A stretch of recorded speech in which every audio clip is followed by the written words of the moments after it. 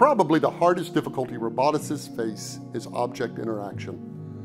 While robots can be physically much stronger than humans and operate in more extreme environments, at present, we're generally much more agile across a wider range of tasks.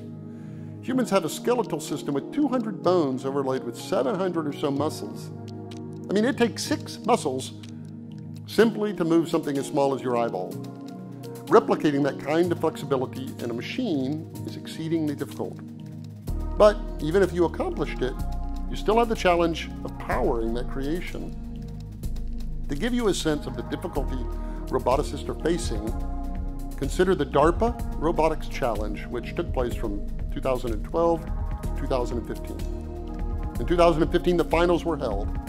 Popular Science summed it up by saying that, quote, "The biggest and most well-funded international robotics competition in years was a failure," unquote. The robots had to drive a car, navigate across rubble, use a doorknob, find a valve and shut it off, and so forth. Now, they didn't have to do this by themselves using AI. The challenge was interested in whether they could perform these physical acts, not whether they could perform them with no aid from a human. Additionally, the entrants knew exactly what the robots would be asked to do. Even given that advantage, only a few of the 24 entrants finished a course that a drunken sailor on shore leave could have done. I mean, it seems like an easy challenge. What could be easier than turning a doorknob and opening a door? A lot of things, it turns out. The robot has to identify the doorknob, navigate its hand to it. It has to squeeze it, but not too hard and not too soft. The robot needs to determine the friction of the knob itself.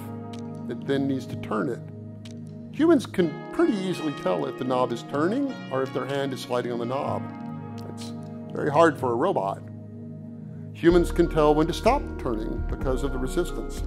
The robot has to be trained to actually stop at some point before it breaks the doorknob. Then, holding the knob in the open position, the robot has to push.